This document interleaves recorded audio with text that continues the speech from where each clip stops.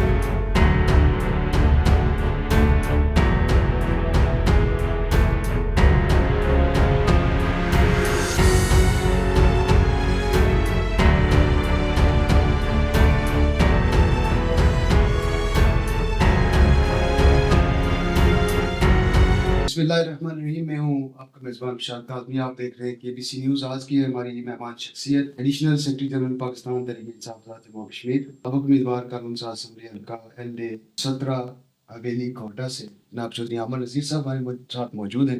ہم شکر گزار ہیں ان کے قیمتی وقت میں سے وقت حاصل کرنے پہ. صاحب آپ کا بہت شکریہ کہ ABC نیوز کو وقت دینے کے لیے. سب سے پہلے تو یہ بتائیں جو صاحب پاکستان تحریک انصاف آزاد کشمیر یہ جماعت ہے آپ کی؟ جی الحمدللہ. کیونکہ سر معذرت کے ساتھ کشمیر میں اب جس طرح کا ایک اسٹرکچر ہمارے سامنے آیا ہے حکومت کا یا سیاسی جماعتوں کا، تو سب سے پہلے یقیناً یہ پوچھنا بنتا ہے کہ آپ کس جماعت سے آپ کا تعلق ہے؟ جی ہاں، اچھی بات ہے. اصل میں ارتقائی عمل ہمارے آزاد کشمیر میں اتنا تیزی سے بڑھ رہا ہے کہ اس میں جماعتیں بدلنا لوگوں کا وتیرہ بن گیا ہے، اور پھر رائے روز اس میں نئے لوگ جماعتوں کے اندر شامل ہو رہے ہیں، نئی جماعتیں بن رہی ہیں. تو اس لیے میں الحمدللہ پاکستان تحریک انصافی کا حصہ. 26 نومبر فائنل کا آپ کی فرمائشی گرفتاری آپ نے کس جگہ دی؟ جی دیکھیں، میں نے 26 نومبر کو میں نے کوئی گرفتاری نہیں دی، اور وہ فائنل کال عمران خان کی طرف سے تھی. تو جب بانی چیئرمین نے کال دی اس میں پورے پاکستان سے لوگ وہاں پہ آئے، اور آزاد کشمیر سے سردار عبدالکریم خان نیازی کی قیادت میں اور ضلع حویلی سے میری قیادت میں لوگ وہاں پہ امراولہ کوٹ اکٹھے ہوئے، اور پھر وہاں سے ہم نے ڈی چوک تک کا سفر کیا.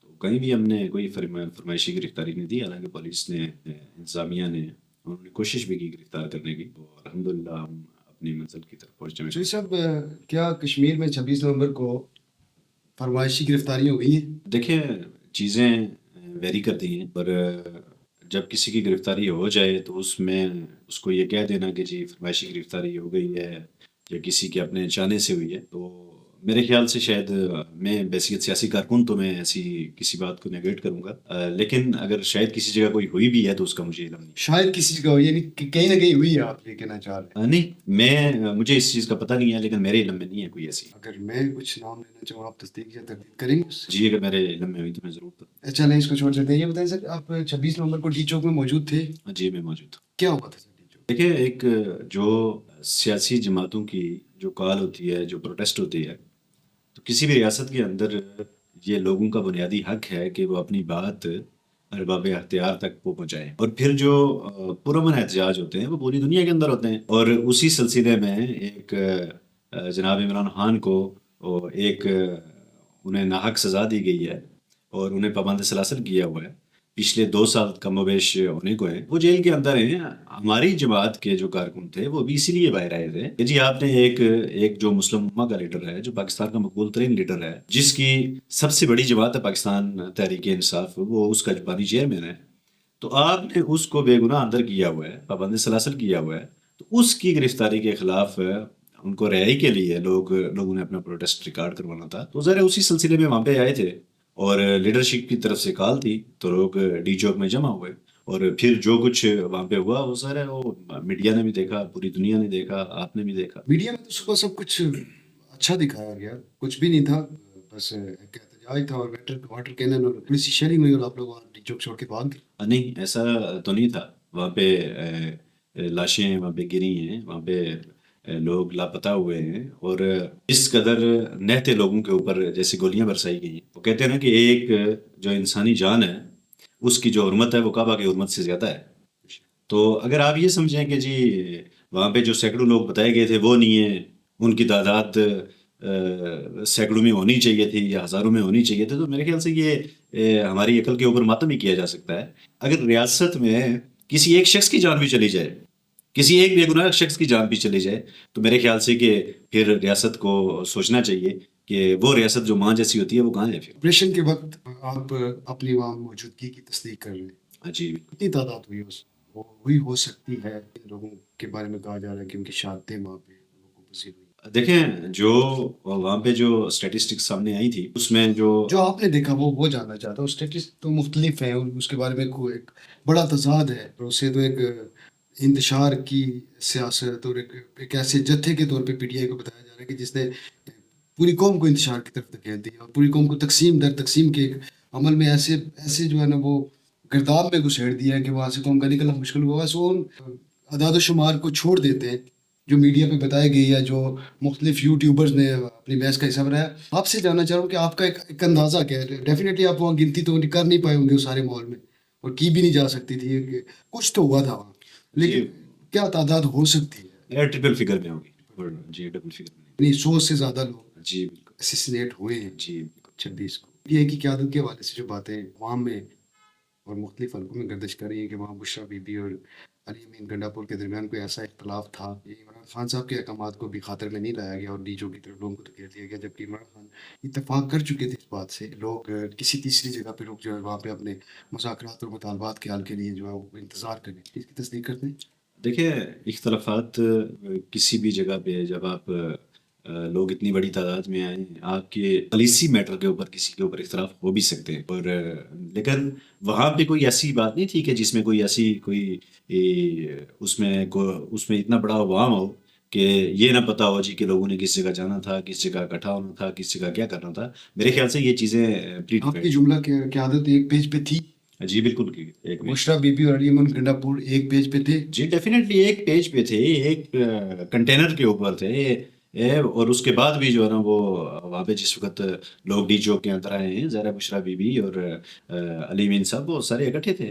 اچھا امن جی صاحب، پاکستان تناظر کے متعلق میرا آخری سوال آپ سے یہ کہ ریسنٹلی ایک فیصلہ کیا گیا ہے، شیر افضل مروت کو پارٹی سے نکال دیا گیا. کارکنوں میں اسے پسند نہیں کیا گیا اور تاثر یہ پایا جاتا ہے کہ پی ٹی آئی بنیادی طور پہ عمران خان کی شخصیت کے علاوہ کچھ نہیں، لیکن اس کے بعد اگر پی ٹی آئی میں فین فالوئنگ ہے تو وہ مروت صاحب کی. اس فیصلے کو آپ کس نظر سے دیکھتے ہیں؟ دیکھیں پارٹی کے اندر رکھنے کا یا نکالنے کا یا پارٹی ڈسپلن کی خلاف ورزی، یہ تو پارٹی قیادت نے دیکھنا ہے کہ جی کون سا آدمی ہے وہ کس قدر پارٹی کو فالو کر رہا ہے. کون سی قیادت؟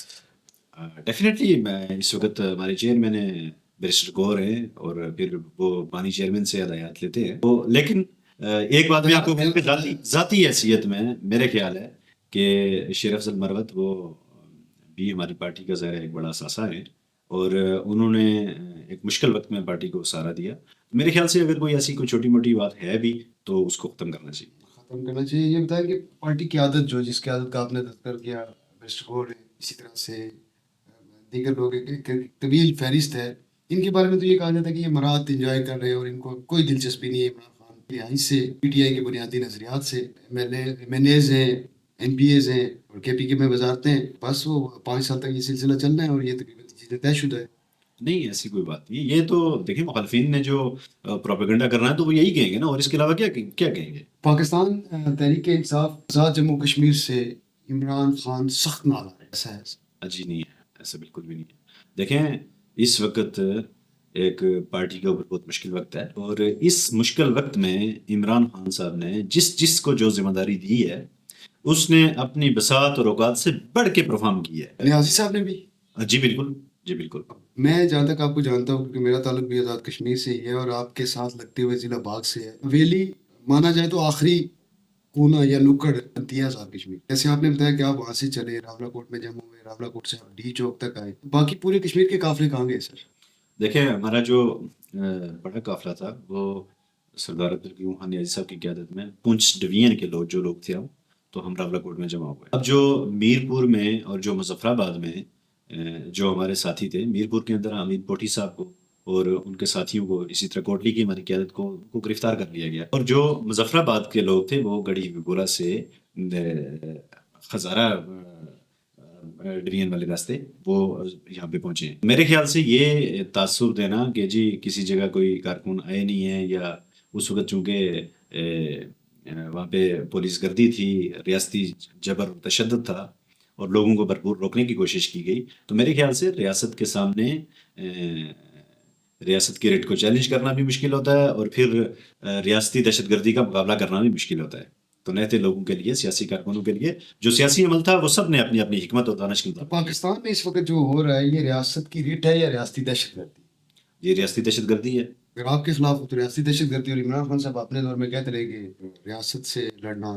بات یہ ہے کہ عمران خان صاحب ہوں، پاکستان تحریک انصاف ہو، پاکستان پیپلز پارٹی ہو، مسلم لیگ نون ہو، جس وقت بھی ریاست حکومت ریاستی شہریوں کے خلاف جبر و تسلط کا بازار گرم کرے گی تو ہم اس کو یہی بات کہیں گے. عمران خان صاحب کے دور میں جس وقت پروٹیسٹ ہوا، سندھ سے قافلے چلے اسلام آباد میں آئے، تو انہوں نے چیئرمین سی ڈی او کو حکم دیا کہ سخت ترین سردی میں ان کی خوراک کا بندوبست بھی کیا جائے، اور موسمی شدت کے پیش نظر جس قدر جو ضروری جو چیزیں ان کو آپ نے پہنچانی ہیں وہ متاثرین تک پہنچنی چاہیے. دیکھیں ہمارے دور میں بھی، ہماری حکومت کے دور میں بھی یہاں پہ پروٹیسٹ بھی ہوتے رہے، حکومتوں کے خلاف لوگ احتجاج بھی کرتے ہیں، اپوزیشن کو بھی یہ حق دیا جاتا ہے. لیکن یہ پہلی مرتبہ ایسا ہو رہا ہے کیسز کہ آپ کے دور میں بھی بنے سر، اس طرح کے کیسز تو آپ کے دور میں بھی بنے. خان صاحب کے دور میں بھی رانا ثناء اللہ صاحب کا ایک مشہور کیس ہے منشیات کے حوالے سے. بعد میں چیزیں جو ہے وہ نیتن کے سامنے لے آئی. دیکھیں کیسز بننے، اگر اس وقت کوئی کیس بنا تھا تو وہ بھی غلط تھا، اگر کوئی غلط کیس بنا ہے، اور اس وقت بھی جو کیس بن رہے ہیں وہ غلط ہے، اس کو تو بیسیکلی سیاسی کارکن ہم کبھی بھی ڈیفینڈ نہیں کریں گے. گرفتاری سے پہلے اور گرفتاری کے بعد کی عمران خان میں کیا فرق دیکھتے ہیں؟ دیکھیں گرفتاری سے جو پہلے عمران خان بیسیکلی جو ان کی شخصیت ہے، ان کی جو پرسنالٹی ہے وہ ایسی ہے کہ وہ کسی بھی بات کو جو ان کو جو کہی گئی ہو انہوں نے اس کو سچ مانا، اور پھر انہوں نے کبھی بھی وہ جو روایتی سیاست ہے اور وہ روایتی ہتھ کنڈے کبھی بھی استعمال نہیں کیے. اب جو عمران خان جو جس قدر وہ مشکلات اور پریشانیوں کے بعد، جیل کاٹنے کے بعد جو عمران خان آئے گا، اب عمران خان ایک لیڈر بن گیا ہے، اور ان کو جو شیشے کے دونوں رخ ہیں نا وہ اب ان کو جو ہے نا وہ معلوم ہو گئے. پاکستان میں کسی بڑی سیاسی تبدیلی نہ ہونے کے تناظر میں پاکستان تحریک انصاف آزاد جموں کشمیر کا مستقبل کیا دیکھتے ہیں؟ دیکھیں سیاسی جماعتوں میں جو مشکل وقت ہے نا وہ بیسیکلی ان کا ایک ٹیسٹ کیس ہوتا ہے، اور یہ ایک تطہیر کا عمل ہے جس میں سیاسی جماعتوں کے کارکن اپنے آپ کو زندہ رکھتے ہیں، اپنے حکمت عملی بناتے ہیں، اپنے آپ کو وہ اپنے فیوچر کے لیے اپنے آپ کو تیار کرتے ہیں. تو میں سمجھتا ہوں کہ بغیر جو اس وقت، اور ہمارے لیے جو سب سے بڑی بات ہے، جو سب سے بڑی امید ہے کہ اس وقت پاکستان تحریک انصاف پاکستان کی سب سے بڑی پولیٹیکل پارٹی ہے، اور ساری جو عوامی قوت ہے، عوامی طاقت ہے. 8 فروری کو بھی آپ نے دیکھا ہوگا کہ لوگوں نے کس طرح مینڈیٹ دیا پاکستان تحریک انصاف کو. تو انشاءاللہ ہم ہوپ فل ہیں کہ پاکستان تحریک انصاف کے اوپر ایک اچھا وقت کہا یہ جاتا ہے کہ جو بھی لوگ اس وقت پاکستان تحریک انصاف آزاد جموں کشمیر کا حصہ ہیں وہ سیاسی یتما ہے، سوائے ان چند لوگوں کے جن کا آغاز ہی سیاست کا پاکستان تحریک انصاف سے، جیسے آپ جیسے کچھ چہرے کہ اس وقت کے پارٹی کے سربراہ آزاد جموں کشمیر چیپٹر کے نیازی صاحب ریلیونٹ تھے. ہمارے اپوزیشن لیڈر صاحب خواجہ صاحب کے حوالے سے بھی کہا جاتا ہے کہ کہیں بھی ان کی جگہ نہیں بنتی تھی، اس لیے وہ پاکستان تحریک انصاف میں موجود ہے. اگر ان کی بھی کوئی بات ہوتی ہے، تعلقات اچھے ہوتے تو وہ بھی اس وقت کوئی وزارت اور کوئی آئینی ہوتا، کچھ انجوائے کر رہے ہوتے.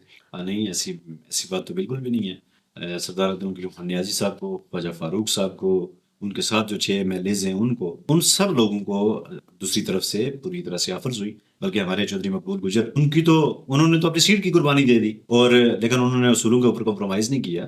تو سارے لوگ ایک جیسے نہیں ہوتے ہیں کہ جو صرف اقتدار کی خاطر چلے جائیں، جو اپنے نظریات کو پس پش ڈال دیں اور وہ یہ سوچیں جی کہ آج جس طرف اقتدار ہے اس طرف چل پڑیں گے. ایسا نہیں ہے. کئی ایسے لوگ ہیں جو اپنے اصولوں کے اوپر کبھی کمپرومائز نہیں کچھ نئے آنے والے چہرے ہیں جنہوں نے پاکستان تحریک انصاف سے اپنی سیاست کا آغاز کیا اور وہ الیکشن جیتے اور اسمبلی ممبران بنے، پھر اس کے بعد کیبنٹ کا بھی حصہ بنے، اور آج بھی موجودہ جو کابینہ ہے جس کا سر پاؤں نظر نہیں آتے معذرت کے ساتھ، غیر متعلقہ بات ہے لیکن کہنا بھی پڑتی ہے. اگر آپ بھی جیتے ہوئے ہوتے تو آپ بھی اس وقت وزیر ہوتے. کوئی ایسا چہرہ رہ تو نہیں گیا نوجوانوں میں سے جو منسٹر بنتا؟ آپ تو شاید اس لیے پر ایک پاکستان تحریک انصاف کا حصہ ہیں کہ آپ اسمبلی میں ہے نہیں، آپ کی بھی اچھی قیمت لگ سکتی تھی.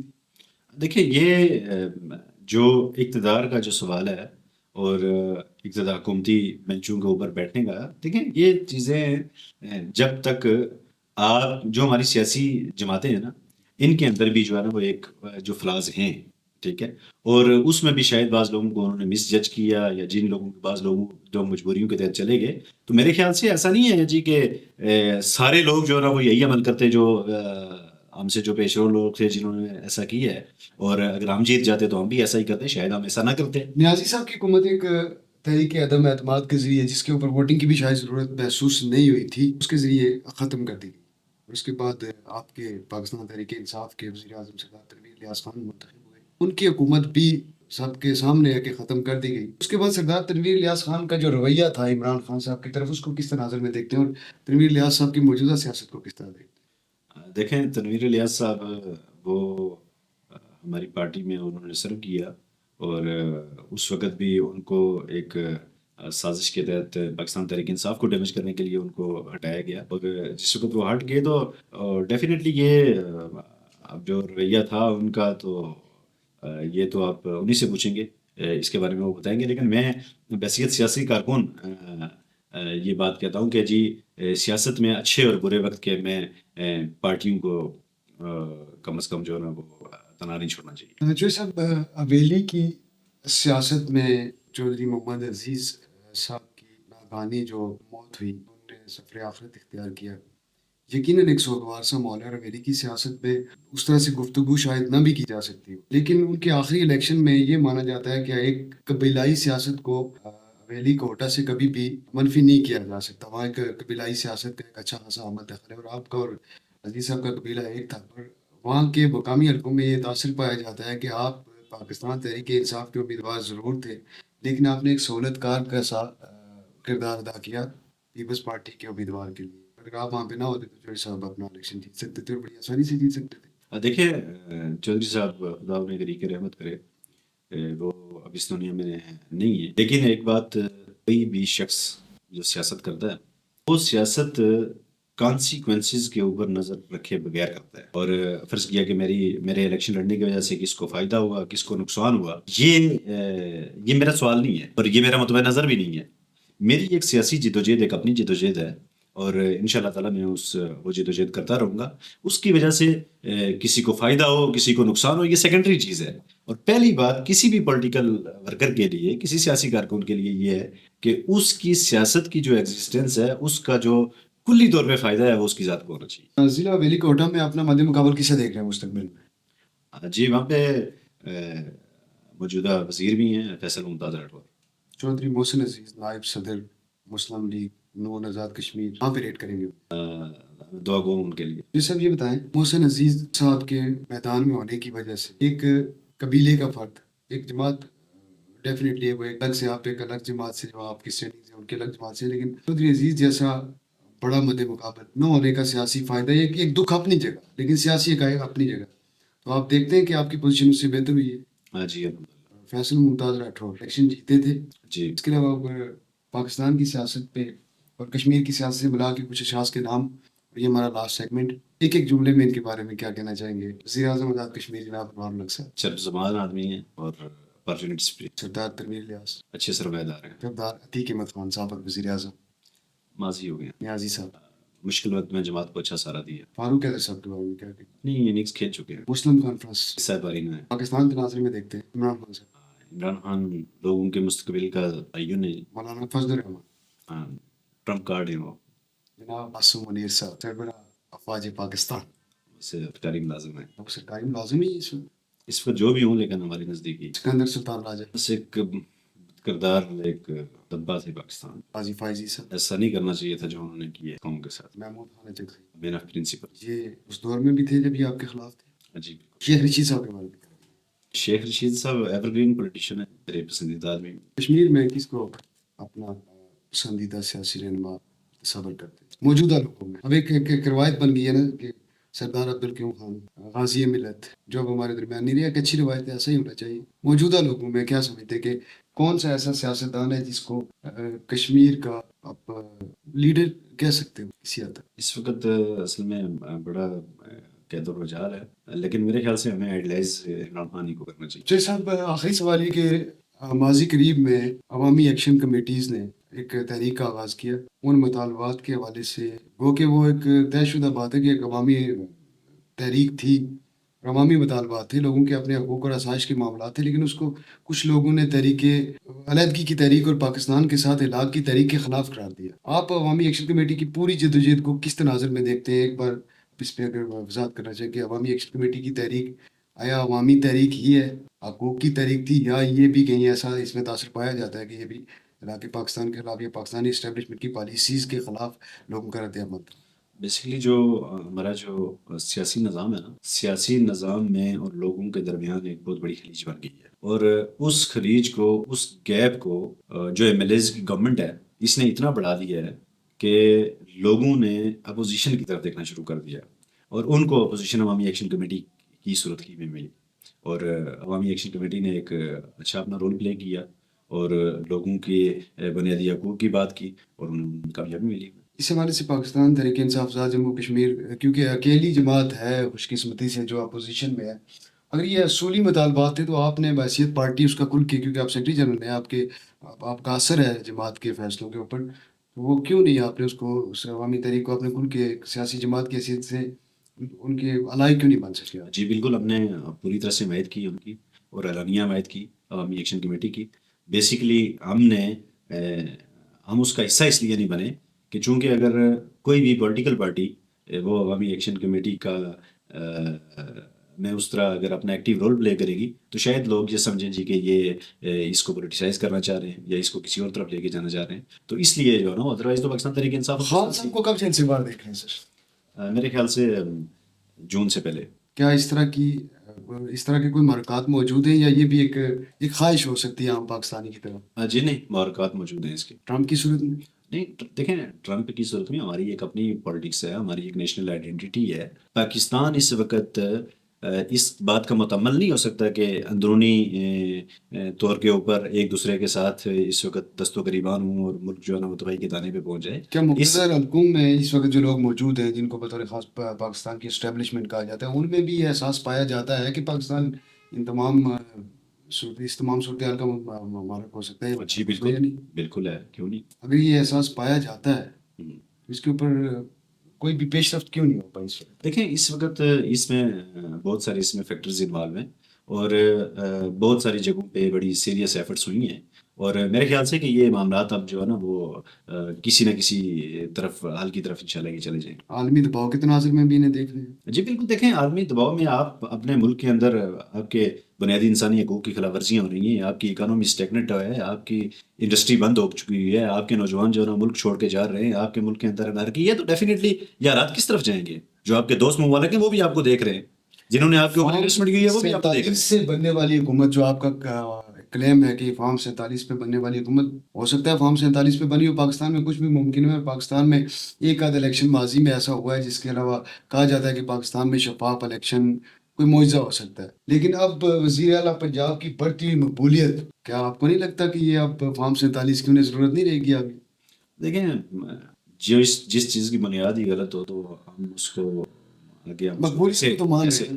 لیکن مقبولیت اس کی مجھے تو نہیں اس کی مقبولیت کہیں بھی نظر آئی, لیکن اگر آپ کہہ رہے ہیں تو شاید ہم میں کوشش کروں گا اس کو. کی تیزی سے ہوتی ہے ترقی بھی آپ کو نظر نہیں آتی؟ جی اللہ کرے پاکستان ترقی کرے, یہ تو ہماری خواہش ہے, لیکن ایسا ہوتا ہوا نظر نہیں آ رہا.